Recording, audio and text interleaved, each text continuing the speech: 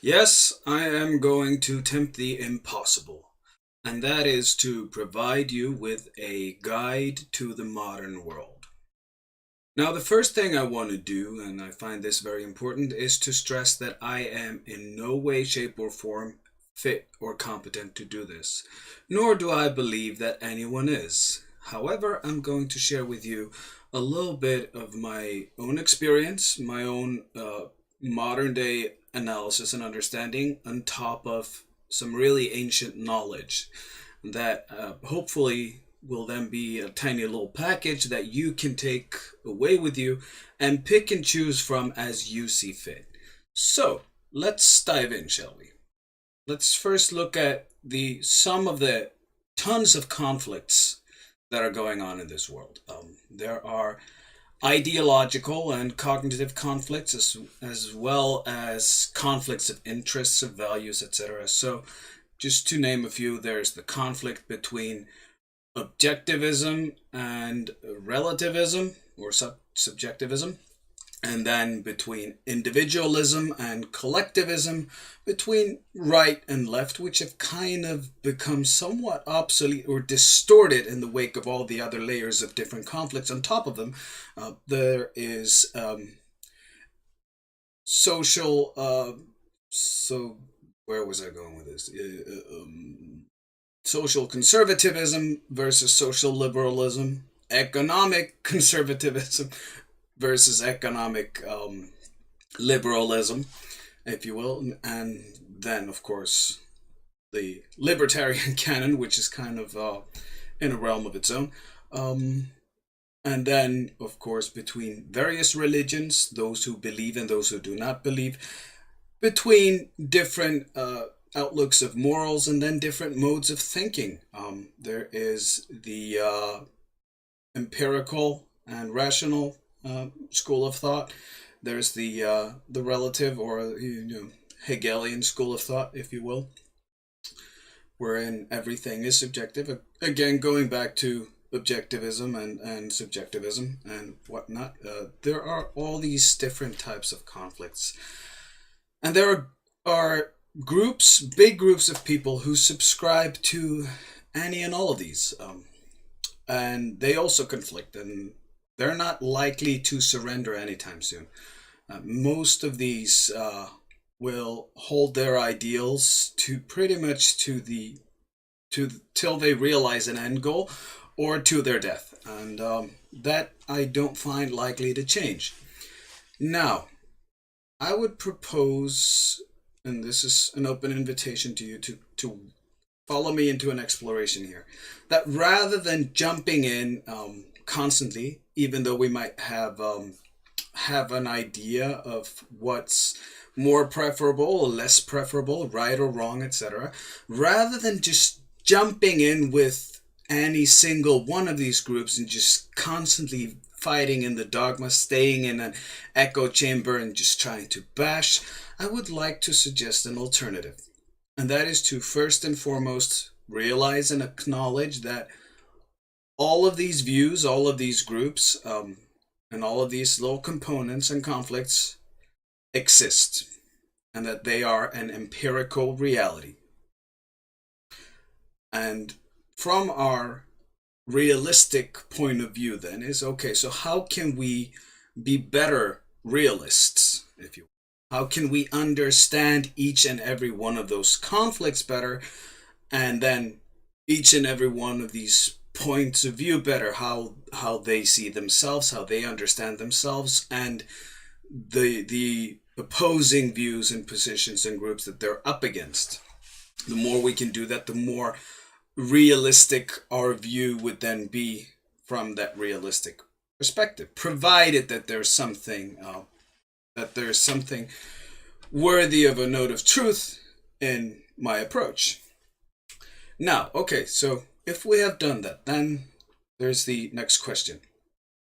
What do we do from this point of view of realism, trying to navigate and find our way throughout the reality of all of these groups and conflicts? Then what do we do with it?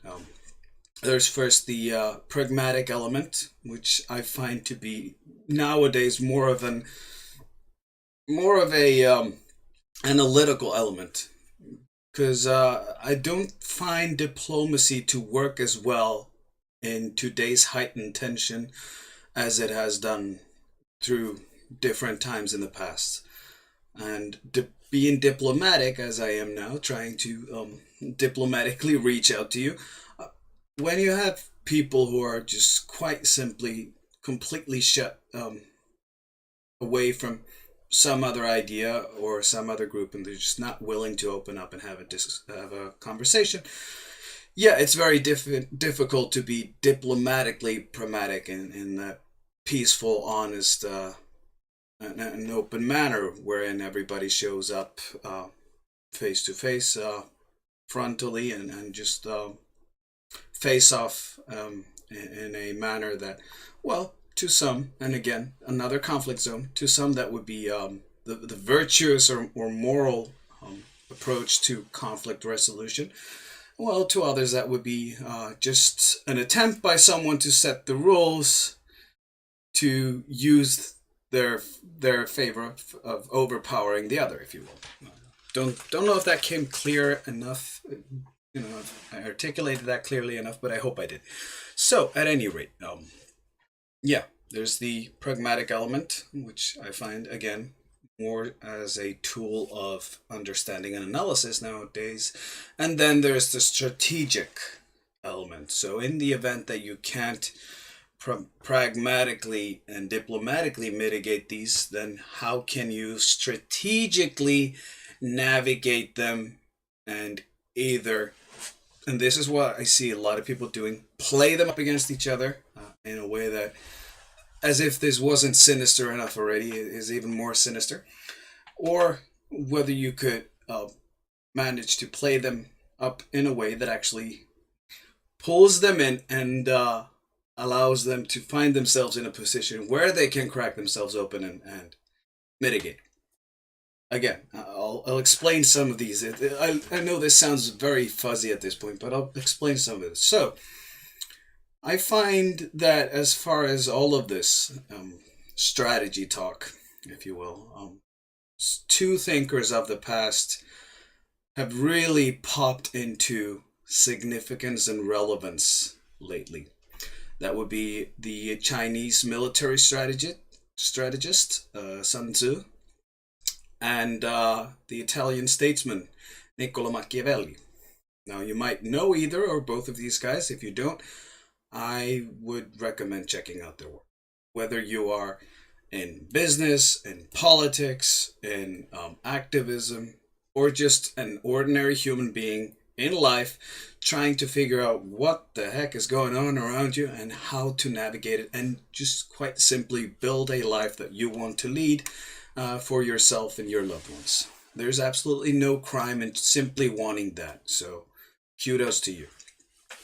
Now, what's of utmost importance to me in regards to Sun Tzu's teachings is this whole idea of picking your battlefield, picking the space that you want to fight in, if you will, or compete in, if we use a more peaceful term, and then wherein that favors your strengths and grants you and allows you to exploit the weaknesses of your opponent. Now, the reason for why I bring this up is I find the modern world to be the perfect, ideal battle space for a Sun Tzu strategist. Why is that?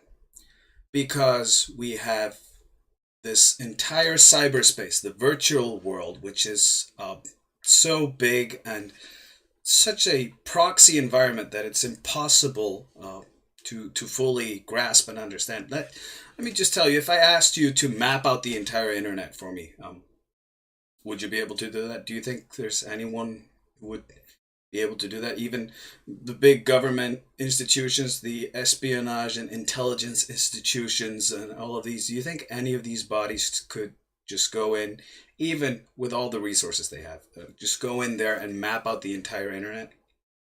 I doubt it.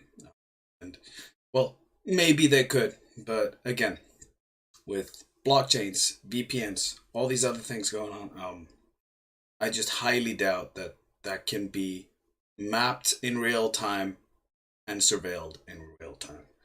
There's one thing that no matter how powerful a government body or an institution or a company becomes, you can't fight magnitude forever. So when you have something of a magnitude, such as the internet today, such as 7+ billion people on the planet, yeah, it becomes very tricky to constantly expand the resources to keep track of it, which is, in my humble opinion, why a lot of the big power players are really, really afraid of the cyberspace, afraid of the internet, as it provides the ideal battleground for smaller players and puts them, in spite of all their power, at a disadvantage, being the institutionalized powers that be. Now, all right, so there's that. And then there is the physical world.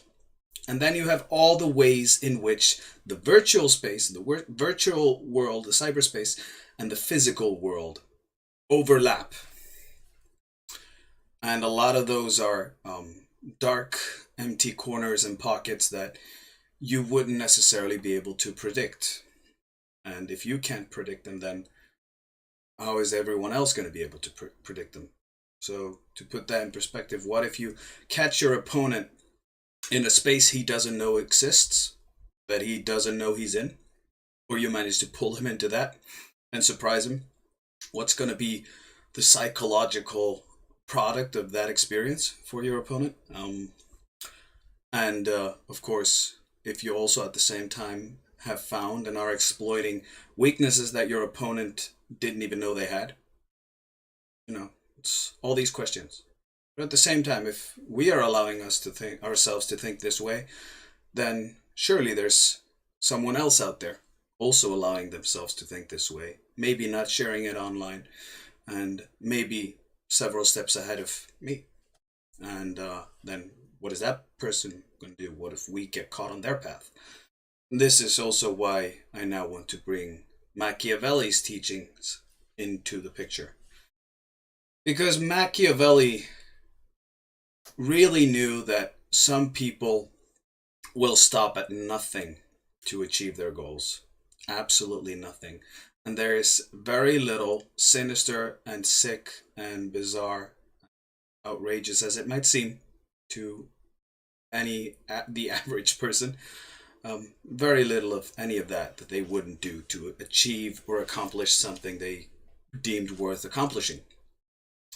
So that also puts us at that.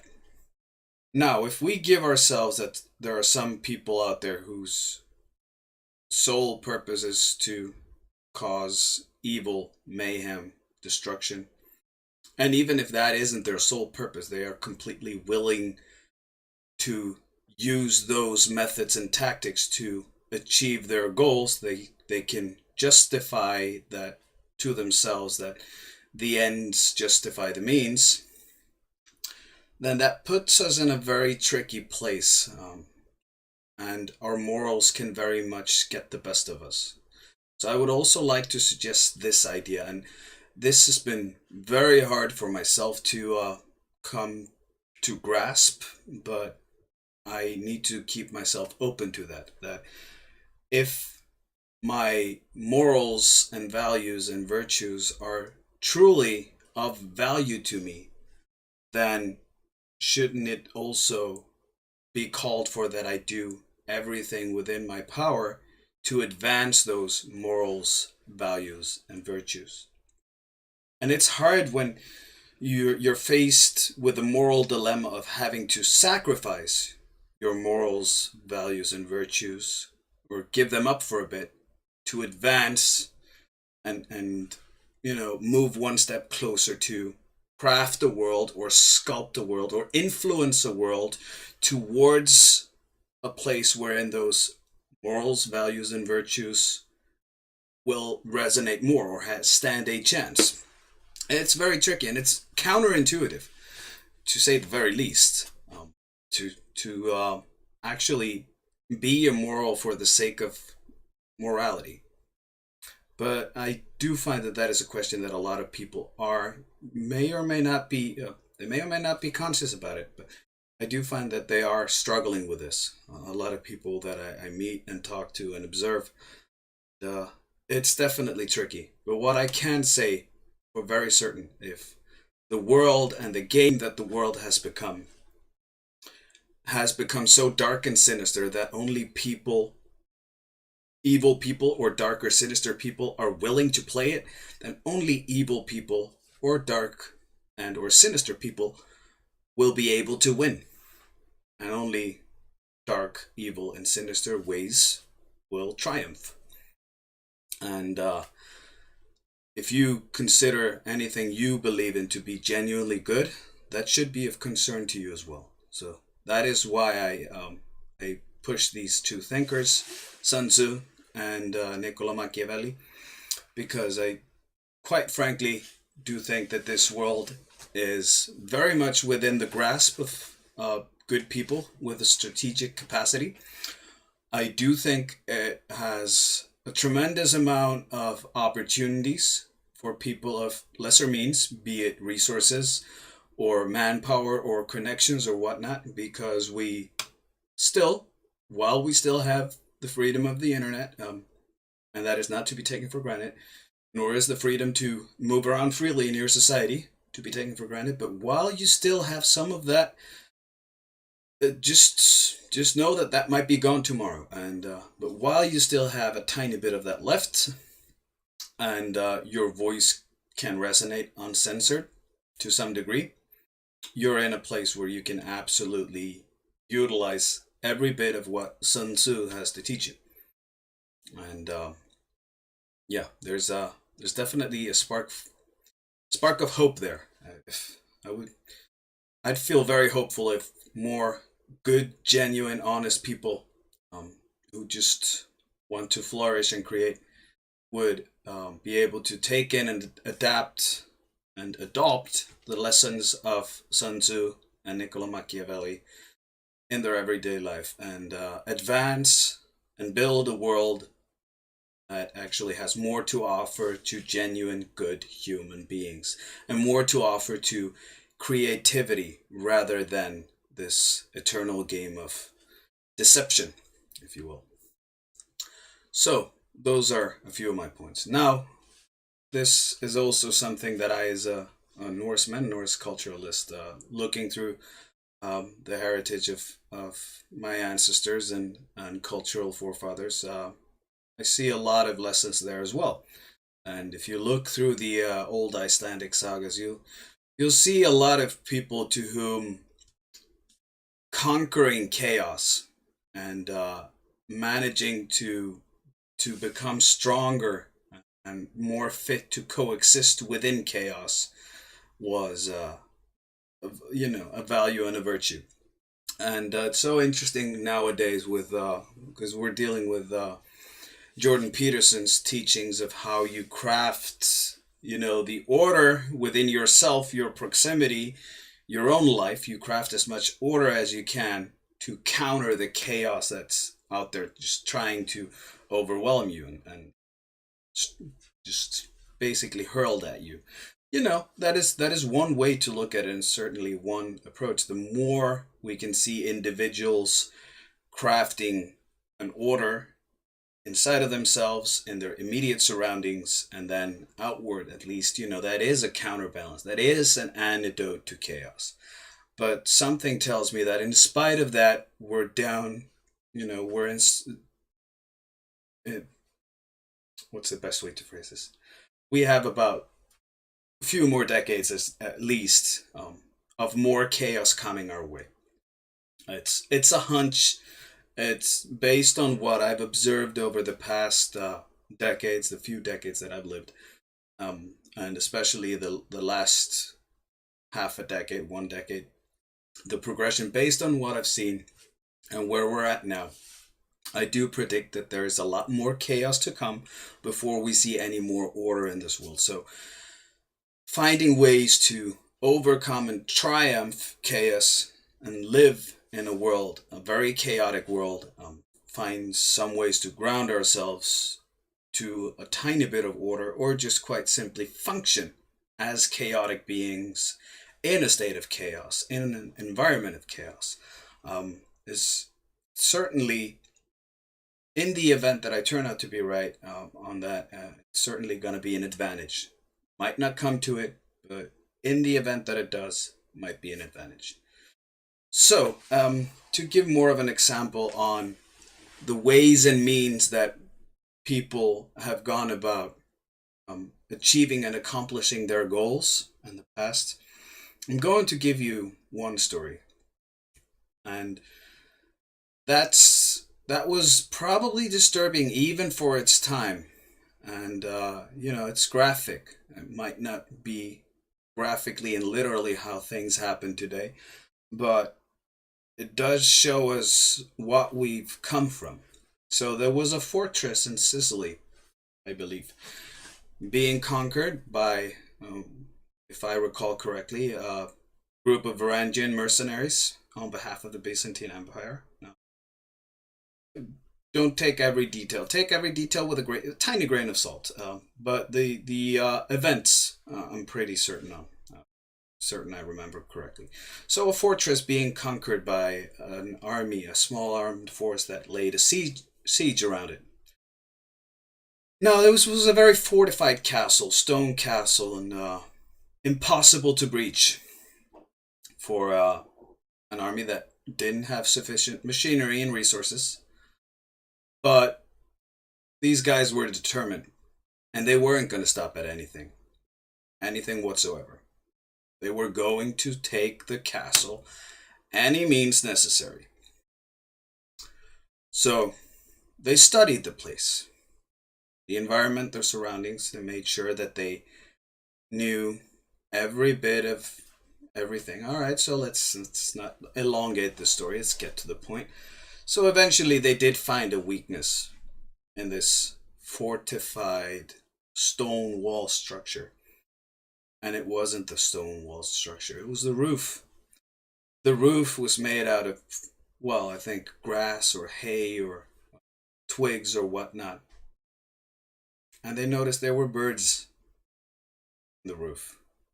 These guys knew nature, they knew animals, they knew everything they had to know about that. So what did they do? They started trapping these birds. They lured the birds down and trapped them, probably with food and whatnot. But they caught birds from that roof. And they tied a string with probably some twigs or hay or grass or whatnot to the birds, to their legs, I'm assuming, and lit it on fire. Now, a bird, when it senses the heat of the fire behind it, now obviously gets scared and then starts trying to escape, flying for safety. And the fire is strung to him, so the fire is, as the bird moves, the fire is moving. So it keeps flying. Where do you go? Even you as a human being, where do you first want to go when you sense yourself in danger and you're running away from danger? You want to go to your refuge. Where's your refuge? Your home. So where did these birds fly? They flew straight to the nest, to the roof. And the fire along with them. The fire spread across the roof, and the whole fortress, the whole castle, was on fire from the inside. Shortly after, the gates came flying open, and people running out, escaping the smoke and fire inside. And the castle surrendered. So, this band of warriors, they did achieve their goal. But this was a very, very vicious way to do it. Now, again, this may have been in the past. I sure as hell hope we've, on a whole, at large, humanity come a long way from those days. But if this is what we come from, where are we at now? What exists in this world? We've had a population growth now of billions within a very short time. And if we look at the 6 degrees of separation from how it may have looked like that concept 20 or 30 years ago versus today, I think we'd find it very, very different. The ways and means in which the world is interconnected. And I do think the, well, probably controversial historian, British historian, Neil Ferguson, uh, well, a man whose work I appreciate quite a bit. I think he was very right to bring the concept of network theory back into the exploration of history and back into our attention and focus for right now. Because I seriously do think that network theory, game theory, Sun Tzu's teachings, Machiavelli's teachings, the Old Norse and also the old ways of Mongolians and other small armed forces that managed to achieve and build a lot. Limited resources, limited manpower, but every bit of the most vicious, unpredictable tactics and strategies anyone could have ever come up with. And they caught their opponents off guard. When the Norse started expanding southwards into Europe, the reputation preceding the Norse fleets was usually enough. The terror, the psychological warfare of people expecting something, never know when it was going to hit them. You know, if your opponent or enemy, if you will, doesn't sleep, knowing that one day you're coming, whenever you do come, he's going to be very, very tired. And there's not going to be an awful lot of energy that he has to put up the fight, to hold you back. You know, it's not going to be. You're not going to find a lot of resistance. Do I recommend any of this? No, I don't recommend, especially not people who may or may not, you know, might be decent, good people. I don't recommend terrorizing anyone, whether physically or psychologically. But this is being practiced in this world within which we live. So at least we need to keep our guard up to the best of our ability, to try and protect ourselves and our loved ones. And if we, against our own will, do get pulled out into this game, into this fierce and vicious game, and forced to play it well, then we also need to know what we're up against as far as how the nature of the beast truly is, what the nature of the beast truly is, and how this game operates. Because, like I've said before, the world is a very dark and sinister game at this point. It elevates itself from the paper. It reveals itself to me in ways that I'm like, okay, I sort of see what's going on here, but I don't like it one bit. It bothers me. It seriously, seriously troubles me. But at any rate, yeah, I figured I'd share this with you. Find some things to put in the description. Hit up your Googles. Do your research and look into this if you find any of this interesting.